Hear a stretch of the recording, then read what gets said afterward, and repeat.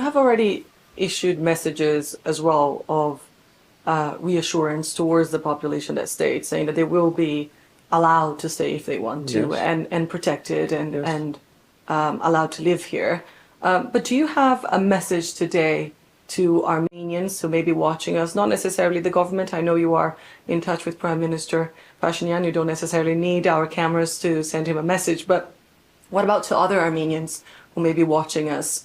What is your message to the other side today? Well, I never thought about that because that's the first time in my life I'm asked this question. Really? Yes. I think I would separate the question in two.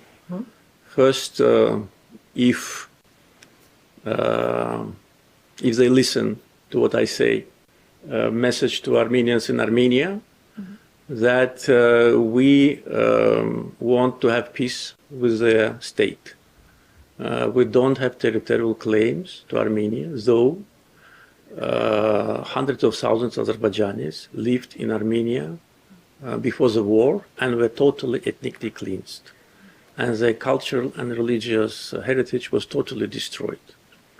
Nevertheless, we don't have any territorial claims, but we think that Azerbaijanis who have been deported forcefully from Armenia have a right to return when Azerbaijan and Armenia will normalize their relations and establish diplomatic relations. Another message to them is to clearly realize the current geopolitical situation and the balance of forces. For many years, leaders of Armenia were persuading their people that they have the strongest army in the world, that if the war starts, they will come to Baku, that Azerbaijan will not fight for its lands, that Azerbaijan is already agreed for occupation. All these narratives which were absolutely false and was nothing more than propaganda. So the war destroyed that narratives, and not only that, it also destroyed a lot of ideological, I would say, columns of Armenian state. They realized that they lost the war, and most probably it was very painful for them psychologically. So now when we say that we want peace, it's not because we are weak and we are seeking for peace. No, they know that we are much stronger. It's because we want this black page of our history to be turned down. We don't want another war, neither today nor ever in the future. So for Armenian community, I think they should not oppose peace initiatives of international community and should understand that if they don't sign peace agreement with Azerbaijan, situation in the future will be unpredictable, and the geopolitical situation in the world and in the region changing, as we see, very dramatically. And part of their hopes for their security vanished completely. Now they're looking for new security guarantors. And who is ready to have a standoff with Azerbaijan on the battlefield in this area, especially after what we demonstrated during the war and after we increased our defense capability after the war? Is there anyone ready to fight for Armenians against us? I doubt it. So, and also another message, which I already conveyed to Armenian government, in this particular situation, for them the choice is not the best and the very best. For them the choice is among very bad and acceptable.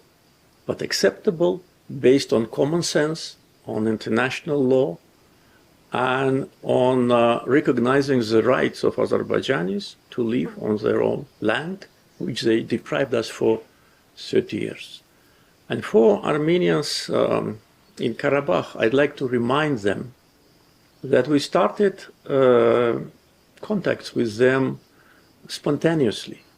Actually, it was mainly people-to-people contact when we started to build a new Lachin road, which passed through several villages where Armenian population lived. And I was informed that the contacts have been established between our road construction workers and Armenian community, and immediately they have became almost friends. If in the first months of the construction, Russian peacekeepers were providing security for both sides, so then they just left, and there was no Russian peacekeepers, and they were easily communicating. So it demonstrates that ordinary people, in the majority, they don't have this hatred in their hearts. And for Armenians in Karabakh, they should not follow their so-called leaders. These leaders were lying to them all the time, current and previous. Before the war, during the war, that they are winning. Even when we took control of Shusha, they were telling that Shusha is under their control. They know it very well. They should not become a hostage of today's clique, which captured power in Karabakh and whose main objective is to provide their own interest. Here in Shusha, there are 3 villas built during the times of occupation. And if you are interested, maybe they can show it to you. And these villas were built for the leaders of Karabakh Armenians. They built it for themselves. The city was totally in ruins. What you see now, it's a beginning of our reconstruction process, including this Karabakh hotel, including the mayor's office, including hotels and everything. They built 3 villas in the best part of the city for themselves. Those people who today lead this so-called unrecognized republic. So Karabakh Armenians should understand that being part of Azerbaijan society with security guarantees, we understand it, with their rights, including educational, cultural, religious, municipal rights, they will live normal life, and they will also stop to be a hostage of manipulation. And also they should understand that situation in which they are now today will not change in their favor if they continue to ignore us, if they continue to behave like we do not exist, or they live in so-called country which has president, ministers, parliamentarians. This is all fake. We offer them normal life, and I think if they listen to me, they should understand, and they know that I mean what I say. President Aliyev, thank you very much for speaking to Euronews. Thank you.